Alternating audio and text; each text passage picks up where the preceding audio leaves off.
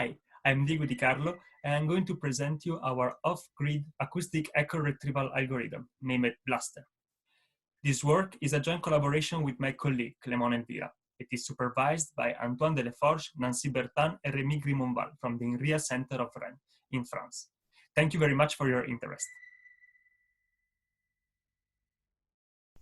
It's a well-known fact that the performances of audio-speech processing model deteriorates in non-anechoic environments.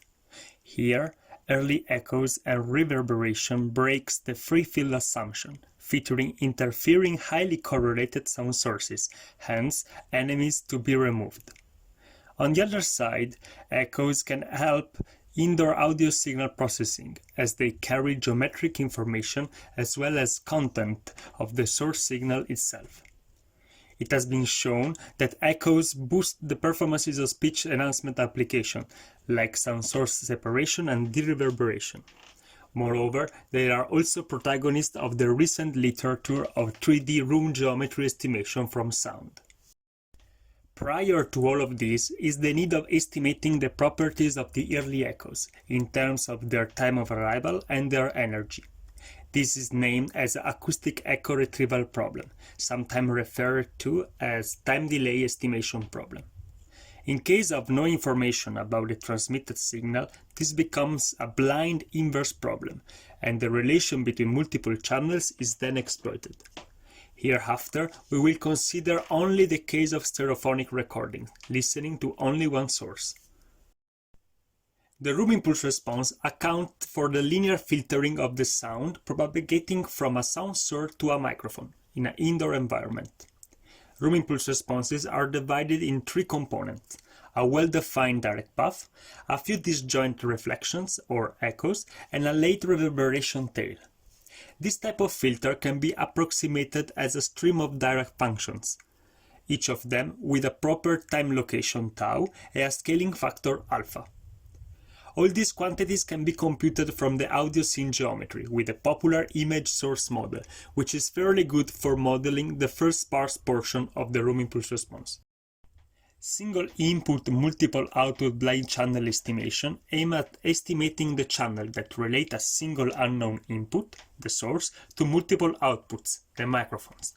The key ingredient here is the clever observation that in presence of no noise, two channels commute with respect to the convolution operation. This property undergoes with the name of cross-relation identity. Now, assuming we have access to the sampled microphone signals and assuming that the echoes are multiple of the sampling period, the acoustic echo retrieval can be formulated as finding two sparse vectors that minimize the following lasso-like problem, where the cost function comprises the error on the cross-relation plus a regularizer promoting sparsity. This approach has been studied and further extended included various types of constraints and ad hoc regularizers. However, a common limitation of this approach is that the echoes are not necessarily on the grid. This leads to the pathological bodyguard effect, where two smaller spikes are estimated instead. This slows down the convergence of the algorithm, as well as it affects the performances. To avoid this, oversampling could be used, at the cost of two drawbacks. First, it increased the memory usage, since the huge top-lit matrices need to be computed for implementing the time-based convolution operation. Secondly, as we increase the sampling frequency, the lasso problem is known to become more and more ill-conditioned. To summarize, state-of-the-art aims at estimating the full discrete acoustic channel, and then picking methods are used for identifying the strong and early echoes. However, this approach has some disadvantages. First, the full acoustic channel needs to be estimated, leading to memory and performance issues. Secondly, and most important, the echoes' arrival time are off the grid. To address these issues, we will recast the acoustic echo retrieval problem in the continuous dictionary framework, allowing to estimate solutions which are off the grid. It results in a greedy-like approach, where the only inputs are the channel observations and the desired number of echoes to be retrieved. First, we can write the cross-relation in the time domain, where the convolution becomes a product. Secondly, as the filters are modeled as a train of Diracks, we know how to write their Fourier transform in closed form. That's a sum of complex exponential. Finally, the Fourier transform can be well approximated by the DFT operator when many samples are available, which is the case for our audio signals. We can then rewrite the previous discrete time lasso-like problem as an instance of the Bernoulli lasso, the continuous domain equivalent. Notice that now the two solutions are no more discrete vectors, but continuous measure, in practice, collection of off-grid Diracks. In this way, there is no need of computing huge Toplitt matrices, but only the DFT on the observed signals. The total variation norm here promotes solution that are linear combination of Diracks, exactly what we are looking for. Then we add a non-negativity constraint, which is natural and already proposed by Lin et al. In 2007, and the anchor constraint, which is again used for avoid trivial solution and remove ambiguity on the first time of arrival, and already been proposed as well. The problem is not convex with respect to the location of the echoes, but it is with respect to the filter, and an implementation is provided by the sliding Frank-Wolf algorithm. Here follows a simplified version of the algorithm with sketches. Let's plot here the desired ground truth filters. First, we fix the anchor constraint, identifying the origin of time with the first peak. Secondly, a local function based on cross-relation is computed with respect to both the filters. So, the first maximizer corresponds to the detected echo, for which the correct amplitude is computed with a lasso-like update. Finally, a global refinement is done according to both the previous estimate of both of the channels. We observe promising results on noiseless synthetic data, where we model only the early part of the room impulse response. This led us to consider noisy synthetic data where the whole filter, with the long reverberation tail, is taken into account.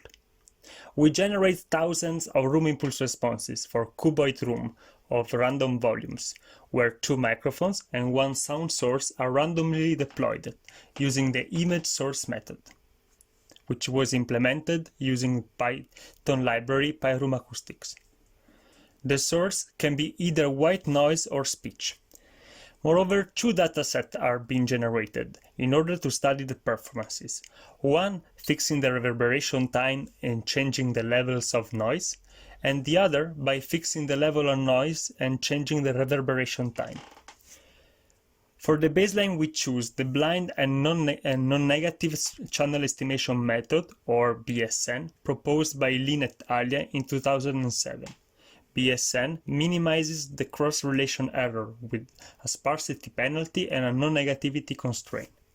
Moreover, we consider a more recent method proposed by Crocod et al., where the anchor constraint is replaced by an iterative and adaptive equal equality constraint. Such method is dubbed as IL1C.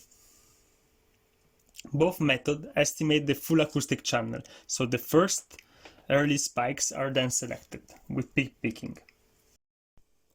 Considering the task of predicting the time location of the first 7 strongest reflection, we plot here the performances in terms of root mean square error, so the lower the better.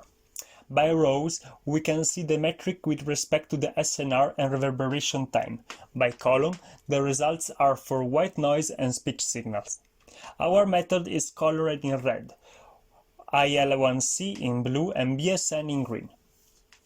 In general, the error on the echo timing is significantly smaller with respect to the baseline for white noise source, and moreover, our method shows some robustness to SNR levels and reverberation time.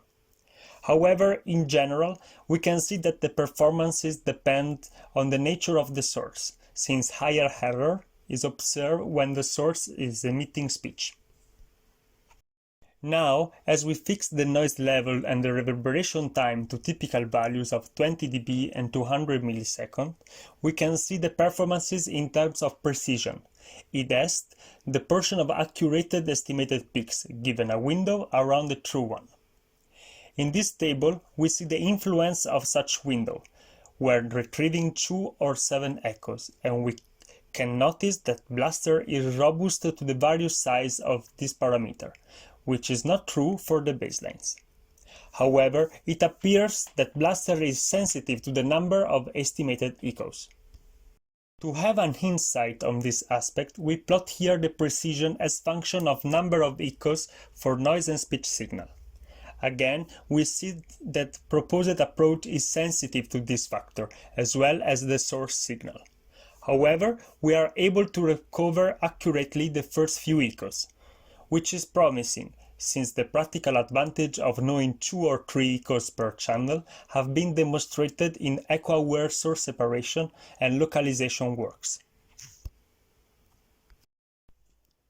To conclude with, we want to recall that acoustic echoes are proved to be important for indoor audio signal processing, but state-of-the-art methods that estimates them are on-grid methods, hence they suffer a pathological issue. With this work, we propose Blaster, a method that uses both the framework of blind channel estimation and the one of continuous dictionary for retrieving echoes of the grid, which exploited the fact that the room impulse responses can be computed in a closed form. Results on this method are promising, as small errors are achieved when we want to retrieve only few number of echoes. While some robustness to noise and reverberation is observed, there is still room for improvement for this challenging topic. If you want to know more, you can visit the following website for code and supplementary material. Thank you very much.